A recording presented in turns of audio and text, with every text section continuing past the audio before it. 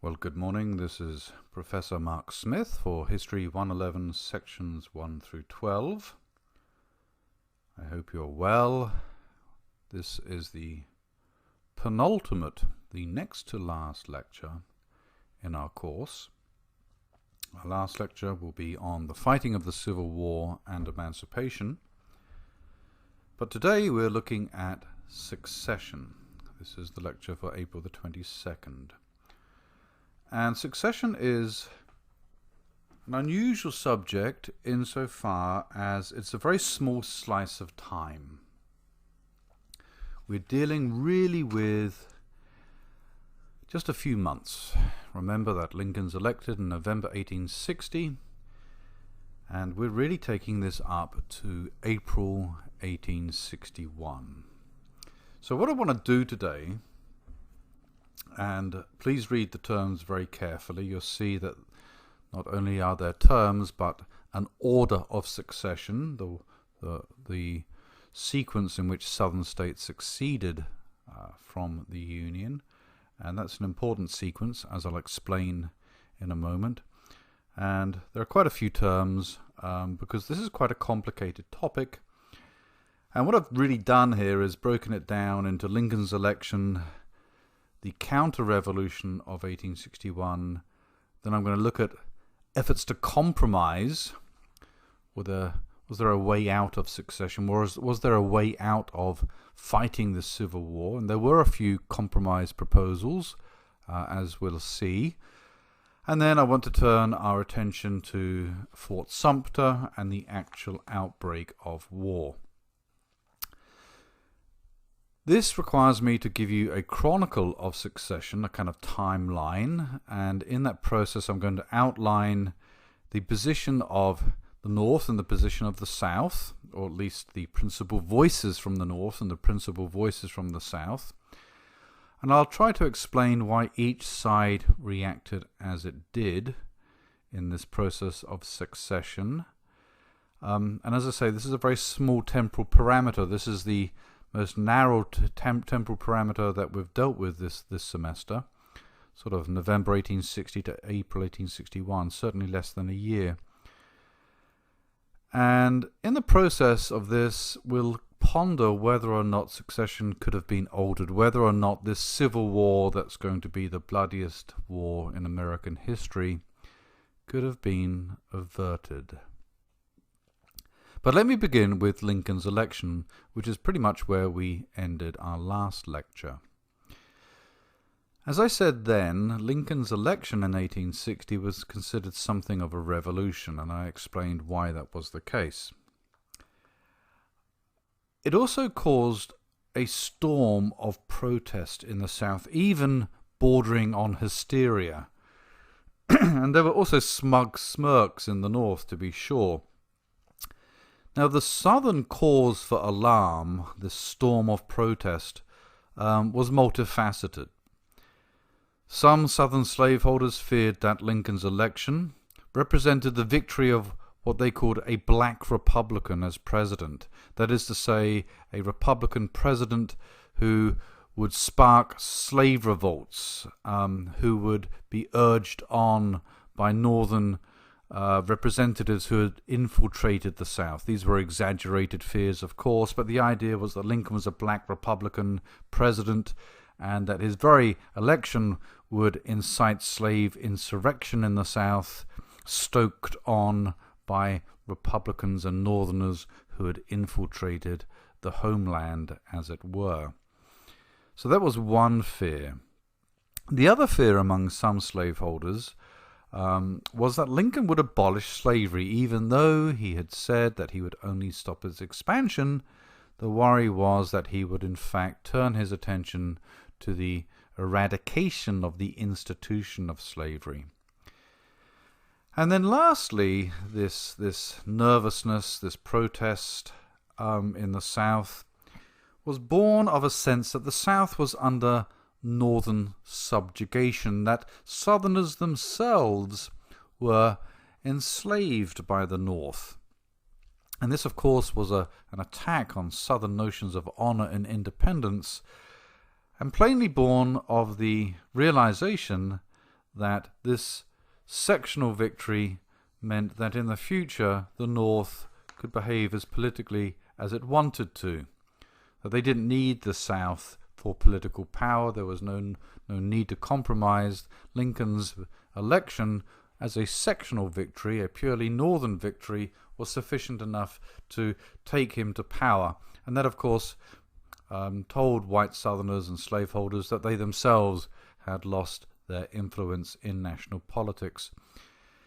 Some of this was exaggeration, of course. Some of this was based in a stark reality of political power. But whether or not they were exaggerated or realistic, these fears were expressed in Southern newspapers immediately after the election of Lincoln.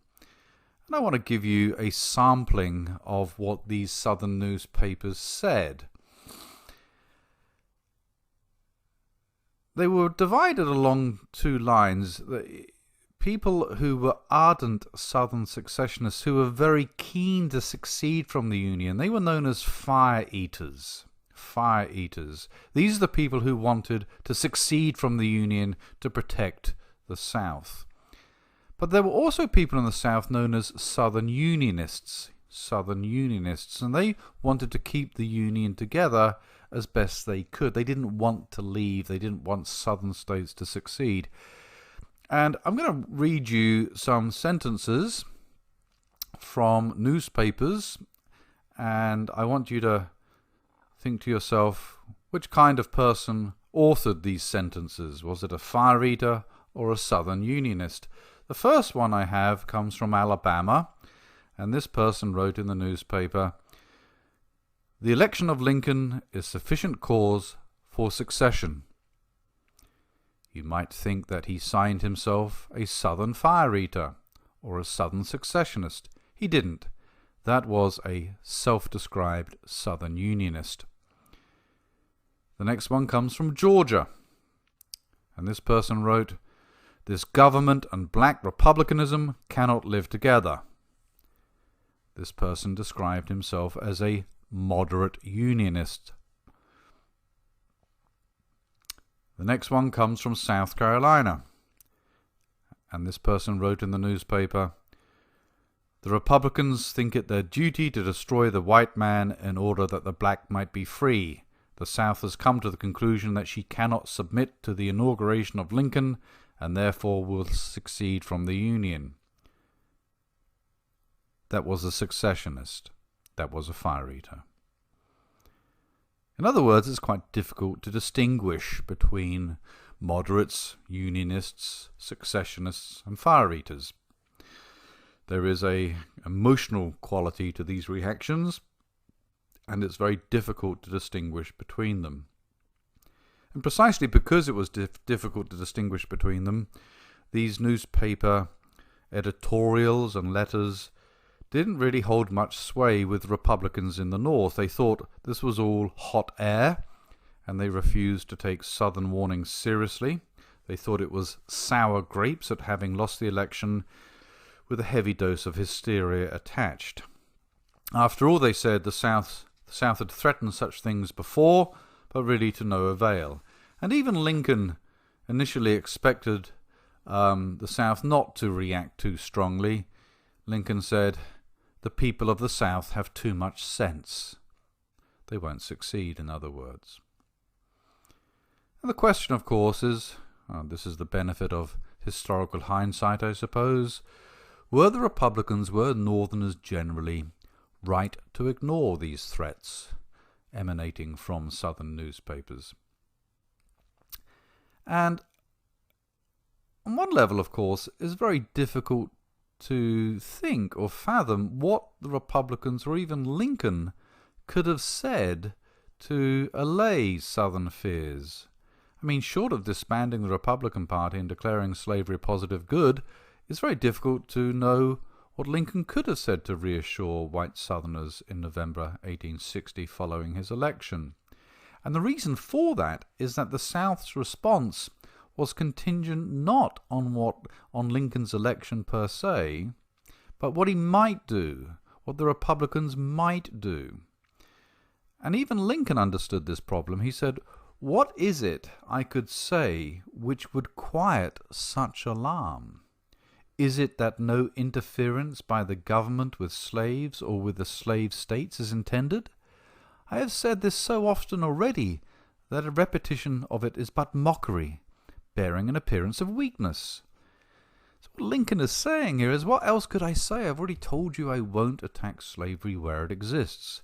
And of course Lincoln is frightened of splitting his own party here. He wants to reassure his own party at some level that he is going to be the president that they thought he was, that they'd elected, but he's also trying to recognize that the South is perhaps overreacting to his election. Nonetheless, Southerners perceived Lincoln's election itself and what he might do to be a revolution. And this leads me to section 2 of this lecture, the counter-revolution of 1861. Given Lincoln's election, and given the general mood of the Southern states following the election, Southern states began to meet in state conventions to consider the possibility of secession. That is, leave the Union. And South Carolina acted first. And on December the 20th, 1860, South Carolina voted 169 votes to 0 to enact an ordinance to dissolve the Union now subsisting between South Carolina and other states. Note here that South Carolina is leaving all of the states, not just the North, but the Southern states too. This is a momentous moment. We have here a state enacting an ordinance to dissolve the Union and its relationship to the Union. It is seceding from the United States. They do it early, they do it first, and what Southern fire eaters and secessionists are hoping for is that their action would trigger a chain reaction among the other lower South states. And remarkably, they were proven right.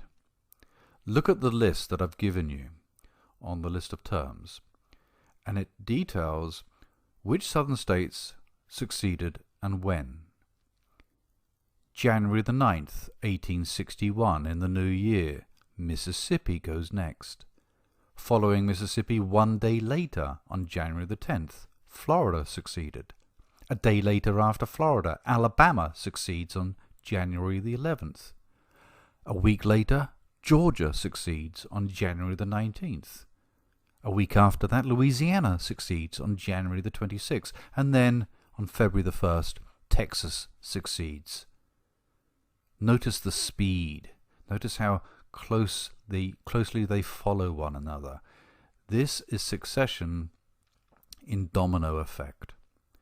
Now, none of these other conventions in these other southern states succeeded unanimously like South Carolina did, but on average their vote was 80% to succeed. Now, there was some reservation in some southern states.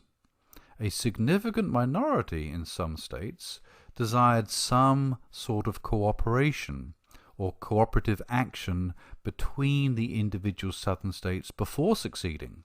These were known as the cooperationists. What they wanted to do was to establish a degree of coordination and unity among southern states before they formally left. But frankly, the swiftness of the events, the swiftness of the secession conventions, undercut the cooperationist position. It was so fast that the cooperationists really didn't have time to organize themselves and slow down the process of succession in the South. An important part of the cooperationists was another group known as the ultimatumists, and they urged a convention of southern states to draw up a list of demands to the incoming Lincoln administration. They wanted to give Lincoln an ultimatum. What they wanted was his agreement to enforce the Fugitive Slave Act more vigorously. They wanted guarantees against federal interference with slavery in Washington, D.C., and against the internal slave trade, and they wanted an ironclad protection of slavery in the Western territories. The ultimatumists wanted to draw up these list of demands, offer them to Lincoln, and then if he rejected those demands, then the South should succeed. But the ultimatumists commanded little support in the state conventions, mainly because nobody in the South trusted Republicans, even if they did agree to these stipulations. So the ultimatumists really didn't have much traction. There was one other group among the cooperationists, if you will, and they were known as the conditional unionists. And the conditional unionists said this: they asked their fellow Southerners to give Lincoln a chance to prove his good intentions. They said only if Lincoln and the Republican Party commit some sort of overt act against the South, attacking the South, only then should the South resort to secession. Anything before that, they said, was premature. These conditional unionists are quite important because they predominated in the upper South states. And it was those folks who had the greatest volume and voice in those upper South states. But the conditional unionists in the lower South really weren't heard at all, and they were dismissed. But they're going to be important for our story later. The conditional unionists, so they want to be a part of the Union. They don't want to succeed unless they are attacked by the North. At that point, they will succeed from the Union. So they were trying to put the ball in the Northern court. All of this secession movement, was described by contemporaries as a storm, a tornado, an emotional tornado that couldn't be stopped. And oddly enough, the secession parades and celebrations were something of a catharsis. A catharsis being a kind of joyful act which caused people to literally dance in the streets, a fierce gaiety. This was, after all, a release of tension that had been building up for decades. This catharsis was important. It allowed people to come to terms with secession, and in fact not just come to terms with it, but celebrate it as an emotional release. Many Southerners didn't think that the federal government would actually go to war against them. Senator James Chestnut of South Carolina famously offered to drink all the blood shed as a consequence of secession, and he believed that a lady's thimble would hold all of that blood. Only the cooperationists thought that the war was a likely result of secession. For their part, the Republicans and Lincoln overestimated the strength and character of Southern Unionism. They thought that Southern Unionists, conditional Unionists, were far more prevalent and far more conservative and far more likely not to succeed from the Union. And they misread that to some degree. Was secession constitutional, or was it an act of revolution? Well, it depends who you ask, of course. Most secessionists believed that their behavior, their secession from the Union, was constitutionally grounded and legal. They argued that the states had ratified the Constitution and that they were still sovereign and had the right to leave the Union, their right to revolution. And they appealed to the American Revolution by way of illustration to protect their property and liberty. And they drew on the American Revolution as an example. And they made the point that hadn't American colonies, after all, succeeded from Britain when their property and liberty was jeopardized? And they made the comparison to Lincoln's election.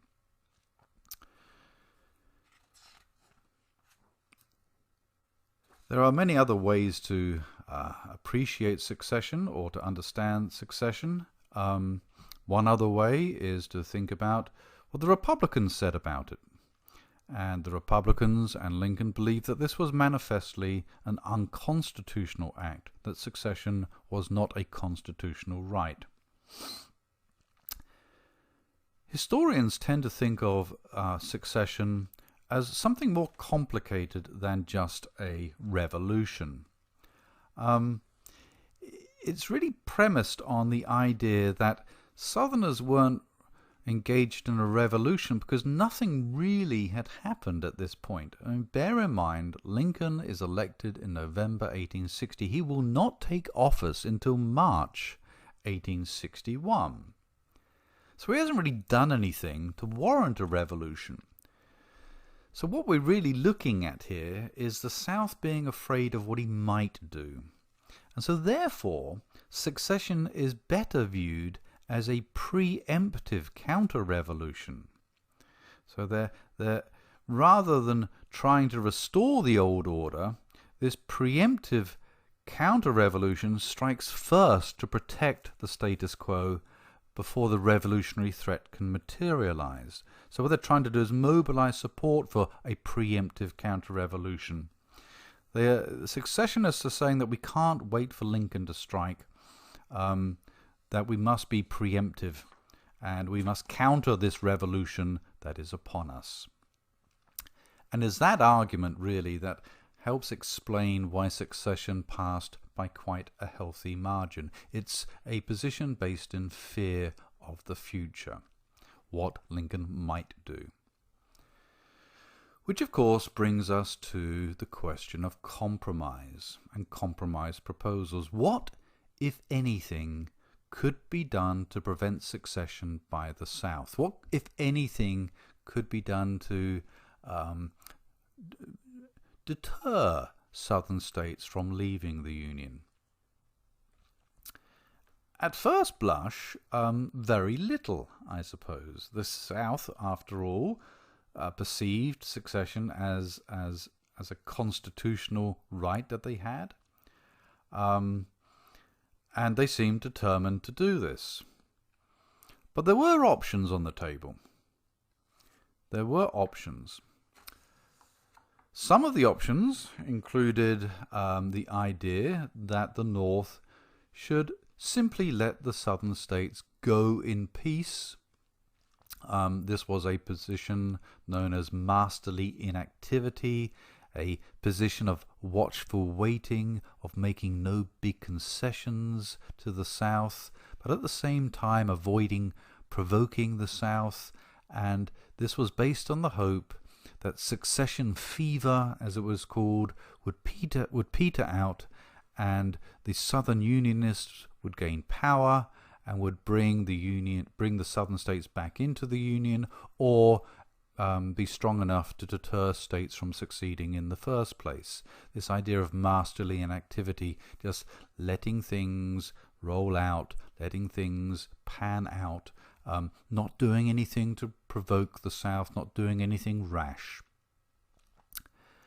That was one option.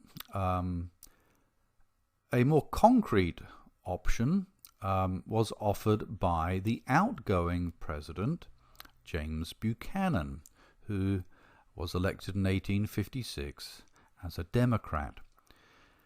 And Buchanan tried to soothe this situation, and bear in mind that he's a lame duck president operating between November 1860 and March 1861. As a lame duck president, he tries to offer something of a compromise, a solution to roll back secession, to stop it from going any further. And here's what Buchanan does. First of all, to persuade Southern states not to leave the Union, he adamantly blames the North and the Republicans for agitating the slavery question. That he blames them for Southern secession and talk of secession. So he blames the North, and therefore asks Republicans and Lincoln to stop criticizing slavery. This is one way that the South might be brought in, or how some states might be stopped from succeeding. He also says that Northerners need to obey more rigorously the fugitive slave law. He also says that Northerners need to join with the South in endorsing a constitutional amendment protecting slavery in the territories. So he's saying Northerners need to get on board with the South to endorse a constitutional amendment which would essentially protect slavery in the territories.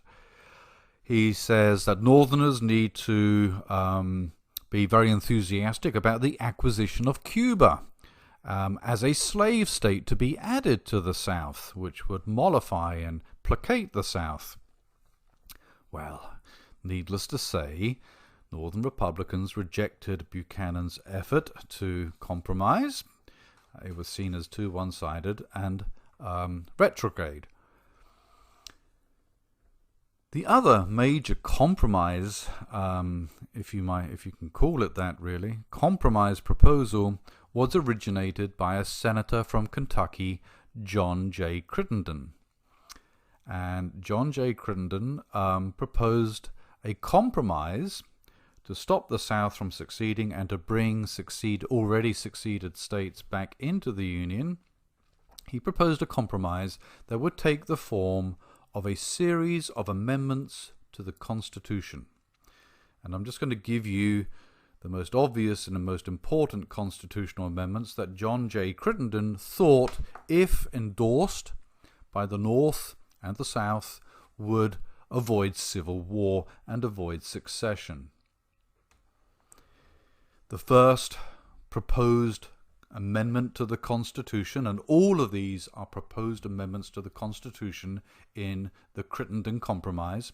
The first was that there would be a constitutional amendment guaranteeing slavery in the states against future interference by the federal government.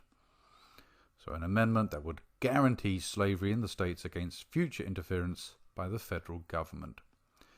The second was really a reinstitution of the Missouri Compromise, prohibiting slavery north of 36 degrees and 30 minutes from protecting it south of that line. This would be enshrined in a constitutional amendment. The third constitutional amendment that Crittenden proposed as part of his compromise was forbidding Congress to abolish slavery on any federal property within southern slave states, for example, on federal forts and federal arsenals that happen to be in the South. Another constitutional amendment would have been denying Congress any power to interfere with the interstate slave trade.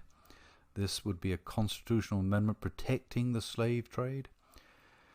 And then, lastly, Crittenden proposed a constitutional amendment that would compensate slave owners who were prevented from recovering fugitive slaves in the free states. And most importantly, perhaps, all of these amendments were to be valid for all time. No future amendment could ever override them. Now, remarkably, despite the radical one-sidedness of this Crittenden Compromise, there was some support for it.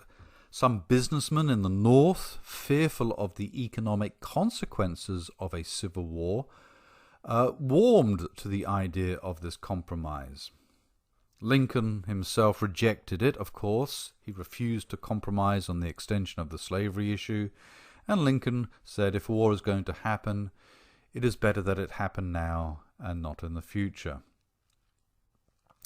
Remarkably, though, on January the 16th, 1861, the Crittenden Compromise lost in the Senate, but only by a very narrow margin of 2 votes. Could these compromise proposals from Buchanan and Crittenden have worked? Probably not. The speed of secession was already underway, and in early February 1861, these seceded states were already meeting in Alabama to organize a new nation.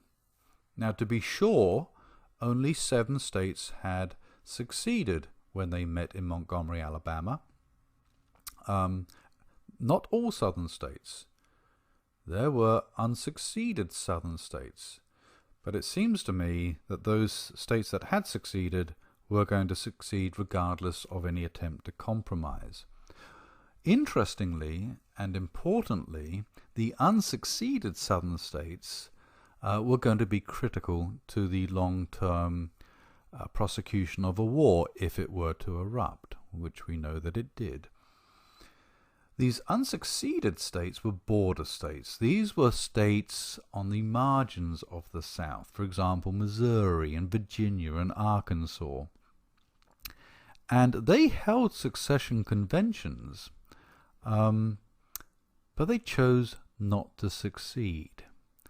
And the reason why is because slavery was of less importance in these border states, these upper South states. Slaves did not constitute such a large proportion of their population, and slavery was less important to their overall political and cultural value. Not to say that it wasn't important, but it was of a lesser importance than it was in the lower South. And this, of course, reaffirmed Republicans' belief in the Upper South's unionism.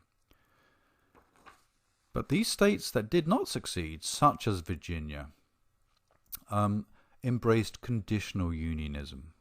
They would remain in the Union as long as there was no Northern attempt to coerce or force this new confederacy, this confederacy of Southern states that had succeeded. And so it was very important to understand that this conditional unionism was quite fragile, and at the first sign of Northern aggression, it is likely that Virginia and these other conditional unionist states would succeed. While these debates were ongoing, the Confederate Convention met at Montgomery, as I said, and quite quickly established and formed a new Confederate government. They borrowed from the existing U.S. Constitution, but of course the Confederate Constitution stressed more strenuously and obviously the power and sovereignty of individual states. The Confederate Constitution protected slavery in new territories, for example, and they elected Jefferson Davis of Mississippi, a man with military experience and a former senator, as president. He was a secessionist, but he was considered to be a moderate one, a man of some reason. And they elected Vice President Alexander Stephens of Georgia, who was a former peace Democrat. So they're trying to give the impression of being reasonable. They're not radical fire eaters, and they want the recognition, especially of foreign nations, as a reliable form of government, a confederacy to be trusted and respected. They did not want to project a fire-eating image. Now, as the Confederacy was making its government, Lincoln was busy building his cabinet, and it was a very difficult challenge for Lincoln. He's got lots of diverse interests to satisfy. He has on one wing of his Republican Party quite conservative Republicans, capitalist, businessmen, corporate types. And then on the other hand, on the other wing of the party, he's got radical abolitionists. So the way that he constructs his cabinet has to appeal to these various and competing constituents. So he chooses a former rival, William H. Seward, as Secretary of State, a very important position at the time, very much a compromise person, somebody considered to be middle of the road in the Republican Party. And for Secretary of the Treasury, he chooses Salmon P. Chase, somebody considered to be more on the left wing of the party. As Lincoln turns to write his inaugural address, he's writing it as these succeeded Southern states begin to seize federal property within their borders. And what I mean by that is federal forts and arsenals in particular, federal property that happened to be located in Florida or in South Carolina and the states that had succeeded. As this is happening, Lincoln is framing his inaugural address, and he's determined to offer an olive branch and a sword at the same time. He's trying to preserve the Union and to not only deflect but also warn. he again reiterates and promises not to threaten slavery where it exists, and he says this quite clearly in his inaugural address. But he also says that he will use the power of the federal government to reclaim federal property if it is attacked by southern seceded states, i.e. forts. Critically, he promises the South that the government will not attack them unless they attacked it. Now, Lincoln is deliberately ambiguous about how federal property in the South was going to be protected by the federal government. He's hoping to avoid provoking the South. And what he's really trying to do here is buy some time. But the very next morning after his speech, he finds on his desk a dispatch from one Major Robert Anderson. And Robert Anderson is commander of a Union garrison at Fort Sumter in South Carolina. And the dispatch from Anderson tells Lincoln that his supplies would only last a few more weeks. Time is beginning to run out for the president. He has Robert Anderson on a federal fort in the very guts of South Carolina in Charleston, and he is running short on supplies. Something's going to have to be done. This, of course, brings us to Fort Sumter. Fort Sumter, a man-made granite island 4 miles from downtown Charleston, sitting at the entrance to Charleston Bay. The brick walls, 40 feet high, between 8 and 12 feet thick, designed to mount about 146 guns, and manned by just over 600 soldiers. Now, the beginning of 1860, when South Carolina starts to talk about secession, Sumter is unattended. It's being completed by workmen. Most of the soldiers who are going to be stationed, or supposed to be stationed at Sumter, are stationed at Fort Moultrie, which is a mile across the bay from Sumter. They're waiting to move in. Now, even before South Carolina had succeeded, the state had expected these forts, these federal forts, to be handed over to it. Once they had succeeded, they engaged in negotiation with Washington, D.C., to secure these forts for themselves, which of course the Union and the federal government was not going to allow. It was during these negotiations that Anderson interpreted a rather ambiguous order from the War Department, in which he thought that he was being told to move from Moultrie to Sumter to secure a stronger position should the federal troops be attacked by the Charleston militia. And that's why Anderson is in Sumter when he writes to Lincoln explaining that he is running out of supplies. So he moves from Fort Moultrie to Fort Sumter. And that's when the dispatch, arrives on Lincoln's desk on March the 5th, a day after his inauguration.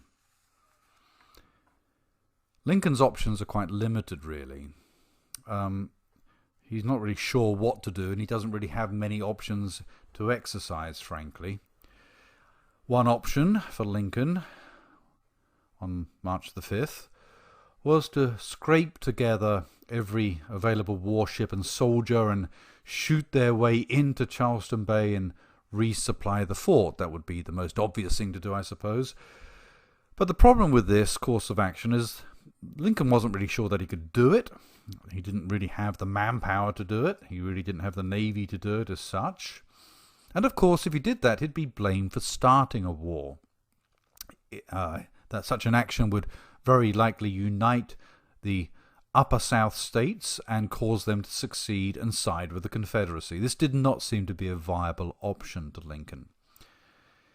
His second option was that he could prolong the peace and keep the upper South in the Union by simply withdrawing the garrison, i.e. the federal troops and Anderson, and surrendering Sumter to South Carolina. But the problem with that, of course, is that it would divide the North. It would demoralize his own party. There would be protests from within his own party, perhaps even wreck his administration. And in the process, surrendering Sumter to South Carolina would acknowledge the Confederacy as legitimate and independent. And this, of course, would send the wrong signal to foreign governments. Lincoln did not want the Confederacy ever to be recognized as a legitimate nation.